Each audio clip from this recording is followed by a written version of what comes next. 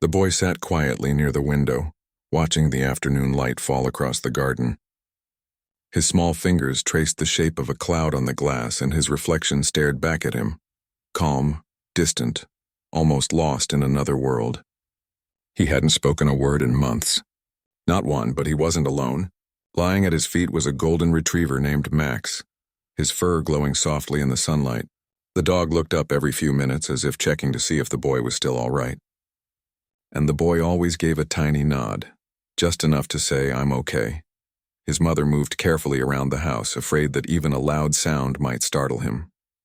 Every morning she would ask softly, "Do you want toast or cereal today?" And every morning the boy would lift one finger, his quiet way of saying toast. It was the only kind of conversation that existed now. 6 months earlier, everything had changed. There had been a day that no one liked to talk about. The adults used words like incident or accident, but never the real details. Whatever it was, it had left the boy silent. He hadn't just lost his voice. He had closed the door to his world. Words no longer felt safe. Therapists had come and gone. They brought coloring books, toys, flashcards, and warm smiles. They spoke softly and waited patiently, but the boy never said a thing. He would only sit with his knees pulled close to his chest and his eyes fixed on the floor. The only time his face changed was when Max entered the room. Max wasn't an ordinary dog. He was trained to help children who had been through trauma. When he first arrived, the boy didn't look at him for 3 days. The dog would lie nearby, pretending not to notice, waiting quietly.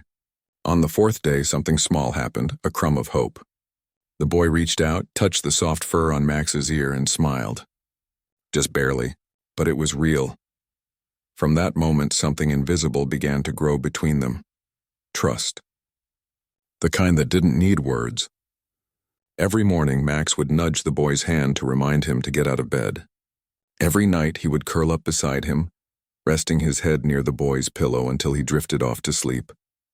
Sometimes, in the middle of the night, when bad dreams tried to creep in, the boy would wake up shaking. He never cried out. He just pressed his hand against Max's back. The dog would instantly lift his head, give a quiet sigh, and place his paw over the boy's chest as if to say, "You're safe now." The two developed their own secret language. A blink, a nod, a small motion of fingers. Every signal meant something. A double tap on Max's paw meant stay close. A rub behind his ear meant I'm okay now. A pat on his back meant let's go outside. No one else understood it. It was theirs alone. At school, things were harder. The teachers tried to make things easy for him. They gave him picture cards so he could point to what he wanted. Food, water, bathroom, home. But even then, he didn't like to draw attention to himself. The other kids whispered sometimes. "Why doesn't he talk? Is he sick? Doesn't he know how?" He heard them, but he didn't react. He would just lower his eyes and wait for the bell to ring. Max was allowed to sit with him in class. He wore a blue vest with big letters that read "Therapy Dog." The moment Max entered the room, the boy's shoulders relaxed. During reading time, Max would lie under the desk and the boy would slowly move his hand down to touch the dog's fur, tracing small circles. The teacher noticed that he paid attention more when Max was near. He even started drawing pictures again, simple sketches of a boy and a dog, always together, always happy. At home, things weren't peaceful. His parents barely spoke to each other anymore. They lived in separate houses now, and every few days the boy had to move between them. He didn't like transitions. He didn't like saying goodbye, so he stopped trying. He just followed Max wherever the leash led him. The dog seemed to sense the tension between the parents. When voices rose, Max would step in front of the boy, placing himself between the adults and the child, as if to shield him from the noise. The boy's father loved him deeply, but he didn't always understand him. He would kneel down, trying to meet his son's eyes, saying, "Buddy, I know it's hard. You can talk to me. You can say anything." But the boy would just look away, his lips pressed tightly together, his hand searching for Max's fur. The father would sigh, heartbroken, wondering what he could do to reach him. The mother, on the other hand, believed she could help him heal faster. She signed him up for new therapy sessions, new routines, new schedules. But to the boy, it all felt like too much. Too many people talking, too many lights, too many questions. He would come home exhausted, crawl into bed, and stay quiet for hours. Max never left his side. Sometimes the dog would rest his head on the boy's stomach and stay completely still, breathing in rhythm with him. Slowly, the boy would match his breathing, calm returning to his small body. One evening, while the father was visiting, something unusual happened. The boy was sitting on the floor building a small tower with wooden blocks. Max sat next to him watching closely. One block slipped and the tower collapsed. The boy froze for a moment. Then very softly he laughed. Just a short sound, barely a whisper, but enough to make his father's eyes widen. It was the first sound of joy he'd made in months. "You laughed," his father said, smiling through the surprise. "You actually laughed." The boy blinked, almost startled by his own reaction. He looked at Max, who wagged his tail as if proud of him. The father didn't move closer. He just let the moment breathe. It was small, but it was a sign that something inside the boy was still alive, still capable of light. As the weeks went on, Max became more than a comfort animal. He became a bridge between the boy and the world. When visitors came, the boy would stay quiet, but he would give Max a small signal. The dog would approach the guest, wagging gently, creating a soft moment that eased the tension. People began to understand. The boy didn't need to talk to connect. He communicated through presence, through kindness, through the steady rhythm of trust. Sometimes in the evenings, his father would sit on the porch, and the boy would join him. They wouldn't speak. They would just watch the sunset together, Max lying across their feet. The boy would rest his hand on Max's head and feel the warmth beneath the fur. It grounded him, reminded him that silence wasn't empty. It was full of meaning. One rainy day, his mother tried to encourage him to visit her new apartment. She told him it would be fun. They'd paint together, maybe watch his favorite movie. The boy nodded slowly. Max walked beside him as they drove there. But when they arrived, the boy's eyes darted around. The rooms felt too bright, too clean, too new. The smell of paint and polish filled the air. He tightened his grip on Max's leash. His breathing grew fast. The mother knelt down, saying, "It's okay, sweetheart. You're safe." But the boy didn't move. He looked at Max instead. The dog sat perfectly still, eyes locked on the boy. A silent understanding passed between them. After a few seconds, the boy made a small motion, a signal he had invented himself. Max responded instantly, pressing his body against the boy's legs, grounding him. His breathing slowed. The mother watched in astonishment. "He told the dog what to do," she whispered to the therapist who had come along. He didn't even say a word. That was the day the adults realized something important. Max wasn't just helping the boy. He was helping them understand him. Through the dog, they began to see what words had hidden: fear, confusion, hope, and love, all wrapped in silence. But even as small progress showed, the tension between his parents grew. They began to argue about who should care for him full time. The father said the boy was calmer at his home, surrounded by quiet and routine. The mother said he needed structure and medical support. The case eventually reached a point where a judge would decide. The boy didn't understand everything, but he could sense the heaviness. He knew something was coming. He held Max a little closer at night, his fingers brushing through the fur like a child holding onto his anchor. One morning, while packing his small backpack, the boy paused and looked at Max. He placed his hand gently behind Max's ear and made a new signal, something he hadn't used before. It was soft and deliberate. Max tilted his head, then nodded, as if he understood perfectly. That signal would later mean everything. That night, as he drifted off to sleep, Max lay beside him, one paw resting on his chest. The boy whispered something soundless, not with words, but with the quiet rhythm of breath and heartbeat. It was the closest thing to a promise. Whatever happened next, wherever they had to go, they would face it together. And for the first time in months, the boy slept peacefully through the night. The morning of the court hearing was gray and cold.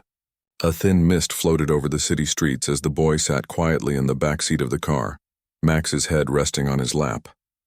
His small fingers moved gently through the dog's soft fur, tracing invisible lines. He didn't look out the window. He didn't want to. The idea of going to a big building full of strangers made his stomach twist into knots. His father drove in silence, glancing into the rearview mirror now and then. Every time he saw his son sitting so still, his chest tightened. "We'll be all right," he said softly, even though he wasn't sure who he was trying to comfort, his son or himself. The boy didn't respond, but Max's tail gave a small wag as if he had understood. When they arrived, the father parked the car and turned around. "Remember, Max can come with us the whole time," he said, forcing a smile. "You don't have to be scared. He's right here." The boy nodded once. His hand didn't leave Max's back. The dog's steady breathing seemed to keep him anchored. Inside the courthouse, everything felt too big. The ceilings were high, the floors shiny and cold, and the voices echoed in the hallway. People in suits hurried by, carrying papers and talking quickly. The boy held tighter to Max's leash. His small body moved closer to the dog's side, trying to make himself invisible. When they entered the waiting area, his mother was already there with her lawyer. She stood up the moment she saw him. "Hi, sweetheart," she said softly, trying to hide her nervousness. She looked tired, eyes red, hands clasped too tightly. The boy didn't move toward her. He looked down at Max instead. The dog turned his head, looked at the boy's hand, and waited.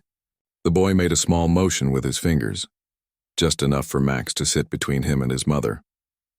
The mother sighed, trying not to show her hurt. The lawyers began whispering to each other while the parents stood on opposite sides of the room. The boy didn't understand their words, but he could feel the tension in the air. It was heavy, like a storm that hadn't broken yet. Max's warm body pressed against his leg. Every time someone's voice rose slightly, Max's ears twitched and he inched closer to the boy. Finally, a court officer appeared and called their names. "It's time," he said. The father placed a gentle hand on the boy's shoulder and guided him toward the tall wooden doors. The mother followed behind, her heels clicking sharply on the floor. The boy swallowed hard. His palms were sweating, but he held onto Max's leash like it was a lifeline. When they stepped inside, the courtroom was quiet and formal. The judge, an older man with calm eyes, sat behind a large desk at the front. Papers were neatly stacked in front of him. He looked at the boy kindly before speaking. "You must be the young man everyone's been talking about," he said in a soft tone. The boy didn't look up. He stared at the floor. The judge smiled gently. "And this must be Max," he said, noticing the golden retriever sitting proudly beside the boy. "I've read about therapy dogs, but it's not often I see one in my courtroom." Max wagged his tail once, as if in greeting. A few people in the room smiled quietly. The boy's lips moved slightly, not into a smile exactly, but something close. The hearing began. The lawyers took turns speaking, long sentences filled with complicated words. They talked about routines, school schedules, and medical care. They argued about which home was better. The boy listened without truly understanding. All he knew was that both of them were talking about him, not to him. Every now and then someone mentioned his name and his shoulders tensed. He didn't like hearing it said out loud. It made him feel small and exposed. Max sensed his discomfort and nudged his knee gently. The boy reached down and touched the dog's head, taking comfort in the familiar texture of fur beneath his fingers. At one point, the mother's lawyer spoke firmly.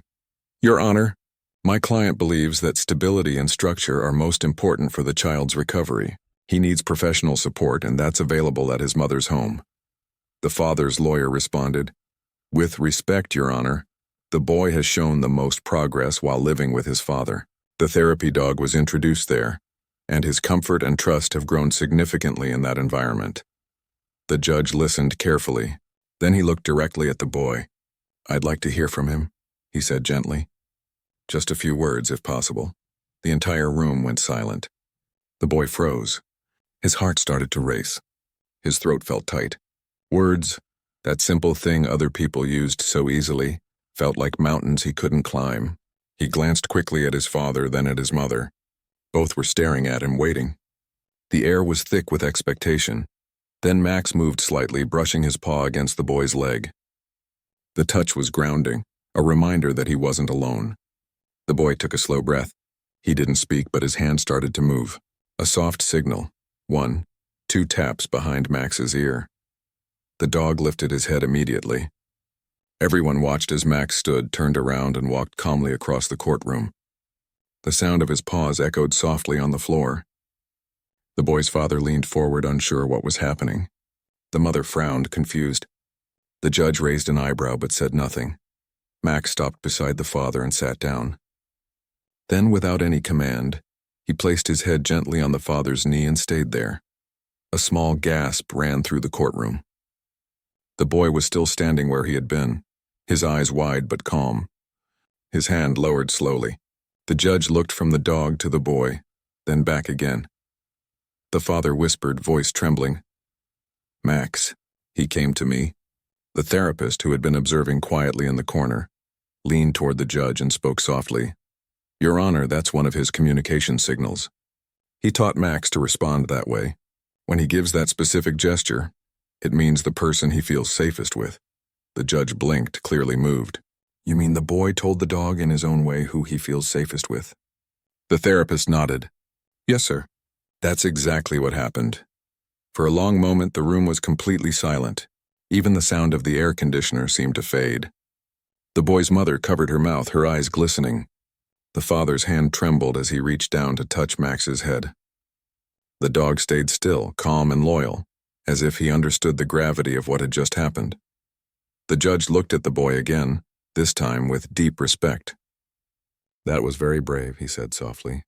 You've spoken louder than anyone else here today, even without using words. The boy blinked, his eyes wet but steady. His father's voice cracked slightly as he whispered, Thank you, son. The boy didn't answer, but for the first time, his gaze met his father's directly. There was no fear in it, just quiet trust. He gave Max a small signal, and the dog returned to his side, tail wagging once before sitting down. The judge cleared his throat gently, visibly moved. Sometimes, he said, the heart finds its own way to speak. And when it does, we should listen. The rest of the hearing continued, but something had shifted. The argument sounded smaller now, less important. The judge asked a few final questions about the boy's routine and care, but his tone remained kind, thoughtful. As they prepared to leave, the mother knelt down beside her son. You were very brave today, she whispered, her voice breaking a little. I'm proud of you. The boy didn't pull away this time. He reached out his hand, small, hesitant, and touched her wrist. It wasn't a hug, but it was something. Her eyes filled with tears. The father stepped forward and gently placed his hand on the boy's shoulder. You did great, he said quietly. I'm so proud of you. The boy looked up at him, his lips trembling slightly. Then he turned to Max and gave another small signal. Max wagged his tail and pressed his nose gently against the father's hand. The judge watched the scene unfold with a faint smile. I've seen many things in this courtroom, he said, but never anything quite like that. As they left the room, the boy seemed lighter somehow. The hallways didn't feel quite as big or cold anymore. He walked beside his father, Max trotting happily between them. The mother followed a few steps behind, her face thoughtful and soft. Outside, the air felt fresh and clean after the long hours indoors. The boy took a deep breath. Max looked up at him with warm, knowing eyes. The boy smiled faintly, a rare, quiet smile that seemed to say everything he couldn't put into words. The father opened the car door, and Max jumped in first, settling into his usual spot.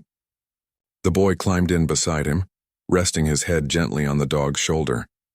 The father started the engine but didn't drive yet. He turned around to look at his son. You know, he said softly, you didn't have to say a single word today. You told us everything we needed to know. The boy's eyes met his for a second, then drifted down. His hand found Max's paw and he gave it a tiny squeeze. The dog gave a small bark, just one, soft and cheerful. The father laughed quietly, relief washing over him for the first time in months. As they drove away, the courthouse grew smaller behind them. The boy closed his eyes, still holding on to Max. For the first time in a long while, he felt something new. Safety. Maybe even hope. The road ahead was long, but for now he had his father beside him and Max at his side. And somehow that was enough. And as they walked down the steps together, Max trotting proudly in front of them, the boy turned his face toward the sunlight, eyes half closed, peaceful. For the first time in what felt like forever, the world didn't seem so frightening anymore. He didn't need to say much. His silence wasn't a wall now, it was a bridge, and every step forward with Max by his side made it stronger. After that day in court, something in the boy's world changed quietly but completely. It wasn't loud or sudden. It was slow, like the first light of morning spreading across a dark room. For the first time in months, people stopped talking about him and started talking to him. The tension that had lived in his house like an invisible shadow began to fade. His parents agreed to share custody. The judge had said something that stayed with them both. What this boy needs most is peace, not perfection. They both wanted to do what was best, and even though it wasn't easy, they tried. For the boy, the most important thing was that Max could stay with him no matter where he went. That promise was kept. The first week after the hearing, he stayed at his father's house. It felt warm and familiar there. The soft hum of the refrigerator, the smell of wood from the backyard, the quiet evenings when his father read books out loud, even if the boy didn't answer. Max would curl up near the fireplace, his golden fur glowing in the light, always keeping one eye open for his boy. One night, as they sat together on the couch, his father looked over and said, "You know, I'm really proud of you." His voice was soft, careful. "You were brave in that courtroom. You didn't need to say much, but what you did say, it mattered more than anything." The boy didn't answer, but he turned to look at his father. For a moment, their eyes met, a short, gentle connection. Then the boy leaned down and pressed his forehead against Max's head. The dog gave a small wag, as if agreeing. His father smiled, the kind of smile that comes with both pride and relief. When it was time to stay with his mother, the boy was nervous. The car ride felt long and quiet. His hands kept playing with Max's leash, twisting it around his fingers. But Max sat calmly, eyes fixed on him as if to say, "It's okay. I'm here." When they arrived, his mother was waiting by the door, her eyes soft but uncertain. "Hi, sweetheart," she said quietly. "I made your favorite soup." She crouched down and looked at Max. "And hello to you too, Max." She reached out slowly, letting the dog sniff her hand first. He wagged his tail, giving a polite little nod. The boy stepped inside. The house was smaller than his father's, but cozy, filled with little decorations and warm colors. His room had been changed. A few new things were there. A small tent in the corner, new art supplies, and a photo frame on his nightstand with a picture of him and Max from months before. His mother had found one of the rare photos where he was smiling. That night, she tucked him into bed carefully, though he was already drifting off beside Max. "Good night, my love," she whispered, brushing a strand of hair from his forehead. The boy didn't open his eyes, but his hand reached out and found hers. It was the smallest touch, but it said everything. His mother blinked away tears and kissed his hand gently. The next morning, sunlight filled the room, and for the first time in her home, the boy laughed. It was soft, almost shy, but it was real. Max had rolled over onto his back, paws in the air, waiting for belly rubs. The boy's laughter was like a tiny miracle. His mother froze for a second, hardly believing what she heard, and then smiled so hard it made her cheeks ache. From that day on, something started to heal between them. She learned to stop asking too many questions. Instead of trying to pull words out of him, she let him come to her in his own way. She started using the same signals he used with Max. A nod for yes, a tap for come here, a small gesture for I'm okay.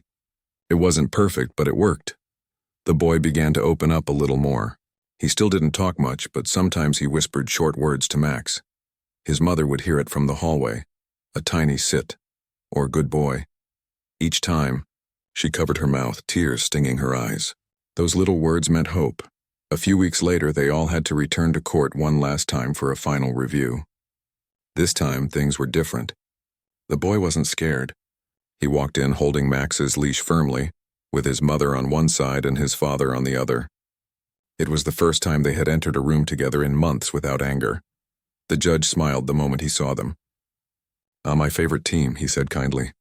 "I was hoping to see all of you again." The boy gave a tiny nod. Max sat politely at his feet, tail swishing quietly against the floor. The hearing was short. The lawyers gave updates, the therapist spoke about the boy's progress, and the judge listened carefully. When it was the boy's turn, he didn't look frightened. He placed his small hand gently on Max's back, as if drawing courage from that familiar warmth. The judge leaned forward and said, "You don't have to speak if you don't want to. But if there's anything you'd like us to know, we'd love to hear it." The boy was quiet for a moment. Then, to everyone's surprise, he looked up and said softly, "Max stays." It was just 2 words, but they filled the whole room. His voice was shaky, small, but clear enough for everyone to hear. His father's eyes welled up instantly. His mother covered her mouth, whispering, "Oh, thank God." The judge smiled, visibly moved. "I think we can all agree on that," he said warmly. "Max stays. Always." There was a quiet ripple of laughter, not mocking, but filled with relief and joy. The tension that had once filled that courtroom was gone. The judge even leaned down slightly and gave Max a small nod. "You've done an excellent job, my friend," he said. After the hearing, the judge asked to speak to them privately in his chambers. It wasn't part of the official process. He just wanted to meet the boy properly. His office was filled with books, photos, and a jar of candy on the desk. He offered one to the boy, who hesitated before taking it.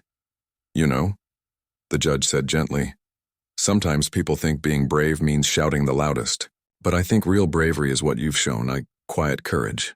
You taught everyone here something important." The boy looked down, shy but thoughtful. His hand rested on Max's back, the dog sitting proudly beside him. The judge continued, "You reminded us that love doesn't always need words. It just needs to be felt."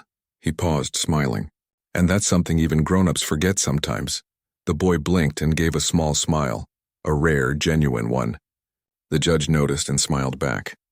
"You keep that smile," he said. "It suits you." When they left the office, the boy walked between his parents again.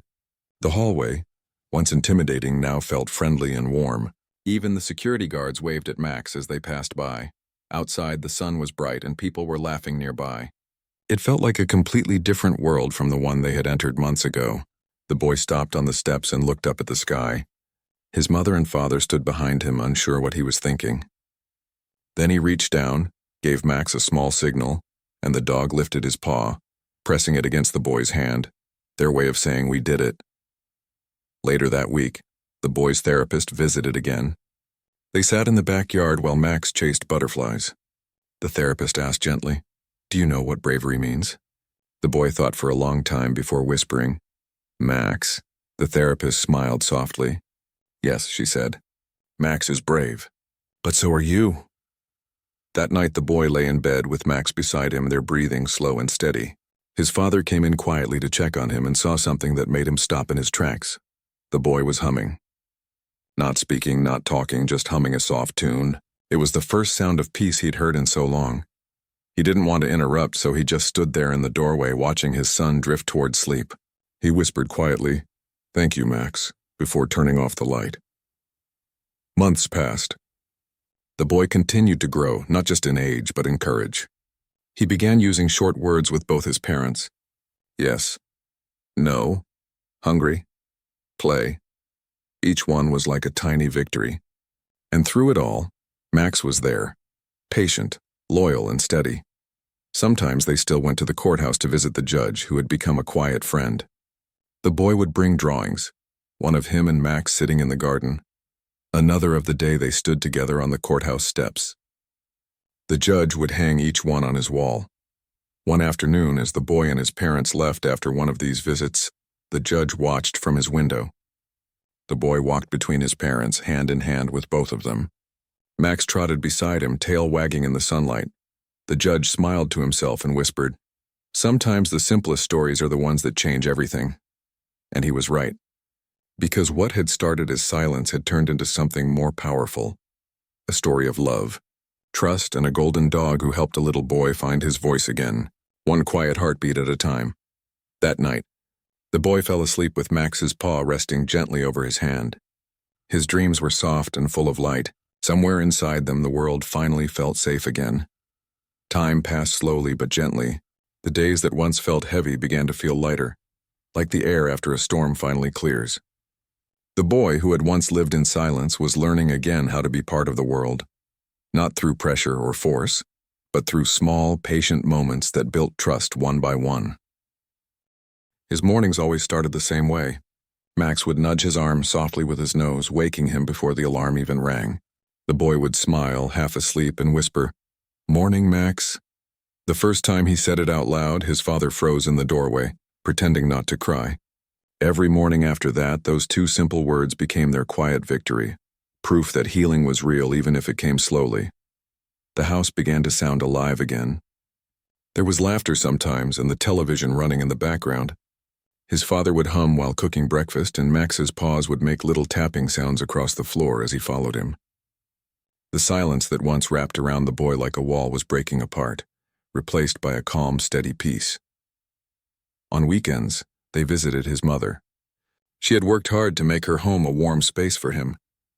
There was a swing in the backyard now, tied to an old oak tree, and sometimes the boy would sit there quietly, letting the wind move him back and forth while Max lay beneath the shade. His mother would watch from the porch, a cup of tea in her hands, her eyes filled with quiet joy. Sometimes she joined them, sitting on the swing beside him. They didn't always talk, but she would tell small stories about when he was little or about the time Max accidentally jumped into a pond. The boy would listen, smiling softly, his fingers running through Max's fur. Every so often he'd whisper something, a word here, a sentence there. It wasn't perfect speech, but it was progress. His mother always responded gently, never showing surprise, just warmth. The bond between the three of them, the boy, his mother, and his father, grew stronger with time. They no longer argued over what was best for him. They understood now that love wasn't about winning. It was about listening. They both attended his therapy sessions, and even Max had his own role in them. The therapist would smile whenever the boy used his secret signal, saying, "You and Max have your own language. That's pretty special." One afternoon, the therapist gave the boy a small notebook and said, "Whenever you feel something you can't say, write it down. It doesn't have to be perfect, just let it out." At first, the boy hesitated, but one evening, while sitting in bed, he opened the notebook and began to draw.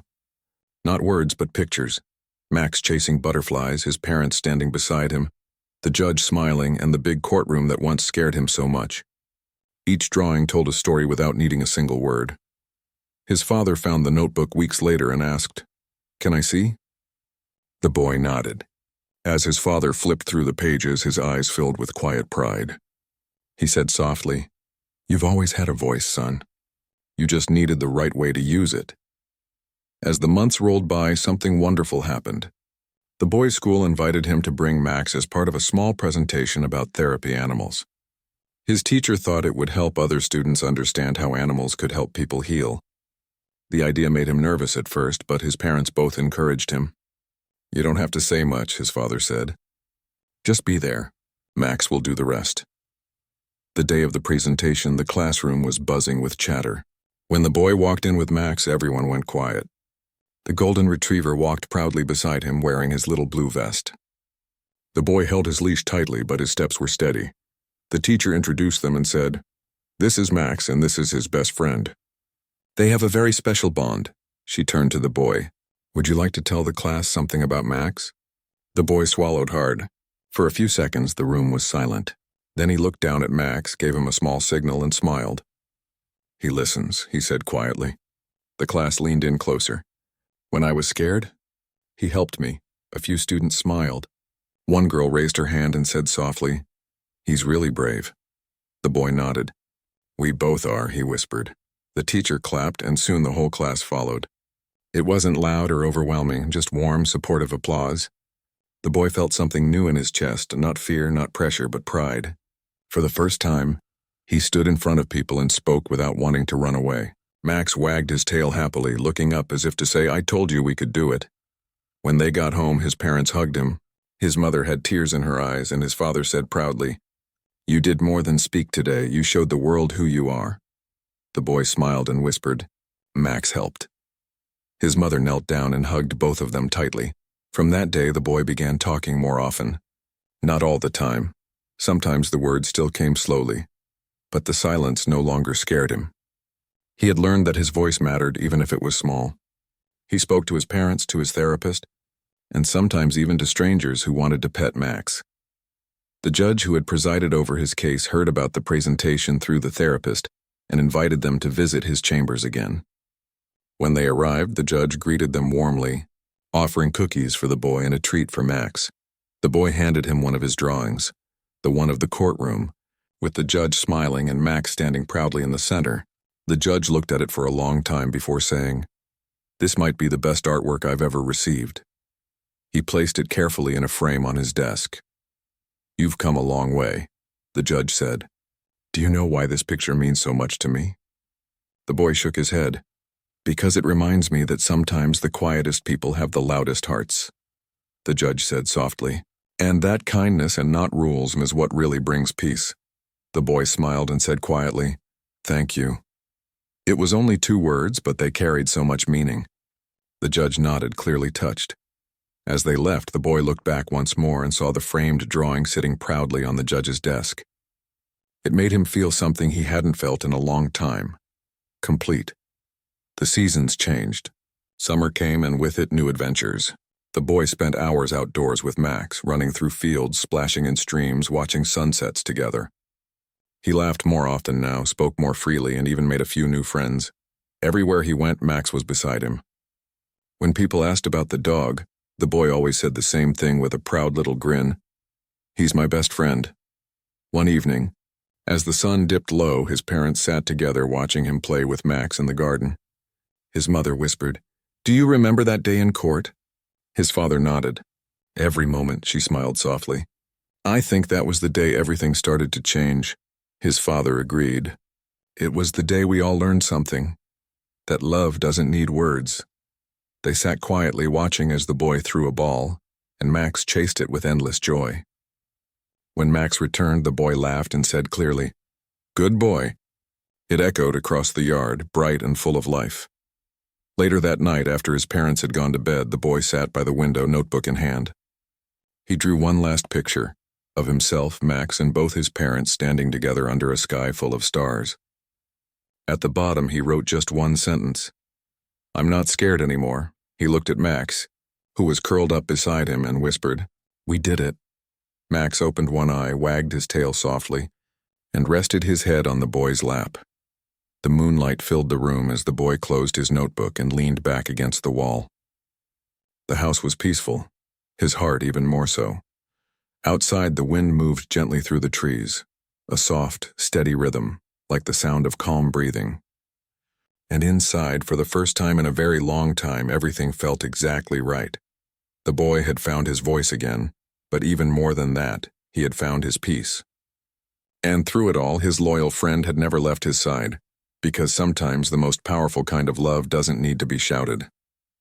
It can be felt in a touch, a glance, or a simple secret signal shared between a boy and his dog, a bond strong enough to heal a heart, change a life, and remind the world what true friendship really means.